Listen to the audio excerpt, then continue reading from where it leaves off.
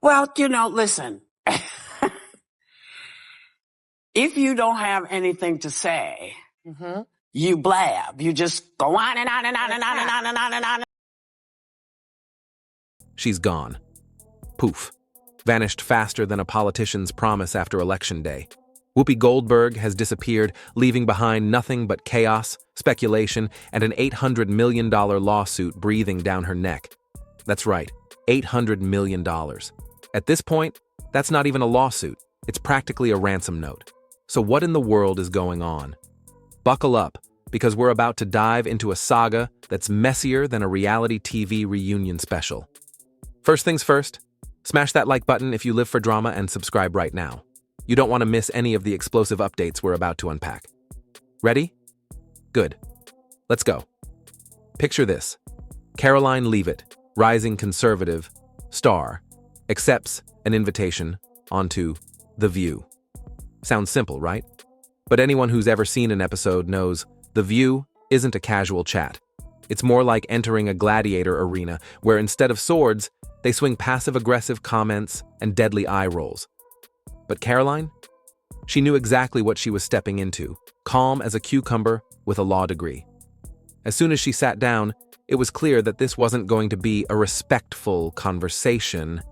It was an ambush.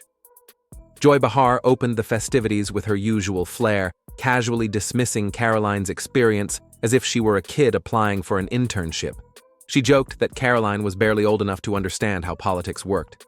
Then Sunny Hostin chimed in, dropping the phrase white privilege like a tactical airstrike. I just leave. I go home.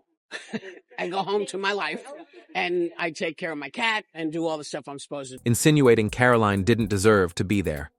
Ouch. But then Whoopi Goldberg leaned in, delivering the line that would send this entire circus spinning out of control. You're only here because of right-wing pity politics. The studio audience roared like it was the punchline of the century. Karoline? She didn't react. She smiled, she nodded, and deep down, she was already dialing her lawyer. You see, Karoline didn't storm off stage, didn't yell, didn't tweet angrily afterward. Nope. She did something far scarier. She called her attorneys. And just like that, the wheels of one of the biggest defamation lawsuits in recent history were set into motion. Before ABC executives could even catch their breath, the lawsuit dropped. $800 million worth of legal action. Karoline wasn't just suing Whoopi or Joy or Sunny, she was suing the entire network. The lawsuit wasn't vague either. It was detailed down to the second, calling out eye rolls, scripted attacks, and teleprompter prompts. I was using the Bible to support the idea of kids getting gender change surgeries. Take a look. This is a party that says we believe in parents' rights. You're telling me that as a parent, I'm not smart enough to decide if my child and I need to have gender affirming. Our doctors are not involved. One leaked email from producers read like a smoking gun. Let Joy start easy. Sunny can use the race angle, then Whoopi finishes with the political hit. Oops. Someone forgot the delete button. Social media exploded. TikTok creators dissected the lawsuit like a Taylor Swift album, line by line, frame by frame. Legal experts went live, breaking down every accusation. It was clear this wasn't just hurt feelings. This was a carefully documented takedown. ABC, meanwhile, scrambled into panic mode. Producers deleted emails faster than college freshmen after spring break. Advertisers got colder feet than grooms at a Vegas wedding chapel. PR teams pretended everything was under control, but let's face it, behind closed doors, they were screaming into pillows and chugging Pepto-Bismol by the gallon. Whoopi Goldberg's initial reaction? Classic Whoopi. She shrugged it off, laughed, called it nonsense on air, and pretended nothing was wrong. But behind the scenes, things weren't just cracking. They were shattering. Insiders reported Whoopi started arriving late, snapping at producers and skipping rehearsals. One junior producer even overheard her muttering backstage, "I didn't think she'd actually go through with it." And then came the court order, a full-blown summons delivered straight to ABC headquarters, demanding immediate depositions from the hosts, including Whoopi herself. Suddenly, reality hit harder than a Monday morning alarm. Whoopi was no longer laughing. Instead, she was panicking. Days later, Whoopi was gone. No grand farewell, no dramatic monologue, no "I'll be back after a break." Just gone. ABC issued a vague statement about a wellness break, which fooled exactly no one. Sources quickly leaked that Whoopi had boarded a private jet headed overseas, right after the court's deposition order. What is going on? So I can't decide what my kid reads. I can't decide for my child what my child says is going on. You're telling me your beliefs, and they keep saying it, and I keep saying, what Bible are you reading? Because God was really clear. Very clear. I would say this is a new low for The View, but it isn't. They've gone way lower before. It's certainly on brand for The Coincidence? If you believe that, I've got a beachfront property in Iowa to sell you. Twitter lit up with hashtags like "Where is Whoopi?" trending faster than a celebrity scandal.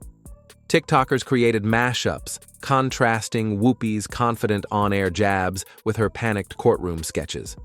Memes circulated faster than bad advice at Thanksgiving dinner. One particularly brutal meme featured Karoline holding court documents with the caption, "She went to court. Whoopi went to Italy." Meanwhile, Karoline Leavitt walked into court without a shred of theatrics. No entourage, no dramatic entrances. Just her, a binder full of evidence, and the steely determination of someone who knew exactly what she was doing. Her calm, composed demeanor stunned legal analysts, who described her strategy as devastatingly effective. She wasn't shouting or making emotional appeals. She was surgically dismantling The View's carefully orchestrated takedown, one legal argument at a time. Leaked documents from ABC painted a shocking behind-the-scenes picture. One Slack thread literally read, "Make Karoline uncomfortable. Whoopi can finish her off. Keep cameras rolling for reaction shots." It was less like producing a talk show and more like scripting a hit job. Lawyers presented never-before-seen footage in court showing Whoopi, Mike still hot, whispering, "She's scripted. Hit her with Trump questions, watch her freeze." Legal experts on cable news unanimously agreed. This wasn't commentary. It was targeted, premeditated defamation. Public opinion swung dramatically toward Karoline. Even liberal commentators began distancing themselves from The View, acknowledging the lawsuit's damning evidence. One MSNBC anchor admitted, "We might not agree politically, but Karoline has a point." As Karoline's momentum surged, The View imploded spectacularly. Ratings tanked, advertisers fled. Internal memos described the situation as hemorrhaging credibility, and executives reportedly started auditioning backup panelists, preparing for the worst-case scenario, total cancellation. Joy Behar was reportedly furious, feeling blindsided and ready to jump ship. Sunny Hostin, supposedly the legal voice of reason on the show, faced relentless criticism for not anticipating the lawsuit. Crew morale plummeted faster than Whoopi's overseas flight. Set insiders whispered that emergency Zoom meetings had become a daily occurrence, where the primary topic was always, "How do we salvage this mess?" Advertisers pulled their support left and right, fearful of reputational damage. Companies that once eagerly paid millions for commercial spots now quietly distanced themselves, wary of association with a show spiraling into chaos. Karoline Leavitt, on the other hand, said nothing publicly, no victory laps, no Twitter rants. She let the evidence speak for itself, watching calmly as The View unraveled like a cheap sweater. Meanwhile, speculation about Whoopi's whereabouts intensified. Reports emerged claiming she'd fled to a private villa in Italy, owned by Hollywood fixers known for making celebrity scandals disappear. Others suggested she was hiding out in a Caribbean retreat, hoping the storm would pass. Legal experts bluntly stated, "You don't flee a deposition unless you're hiding something."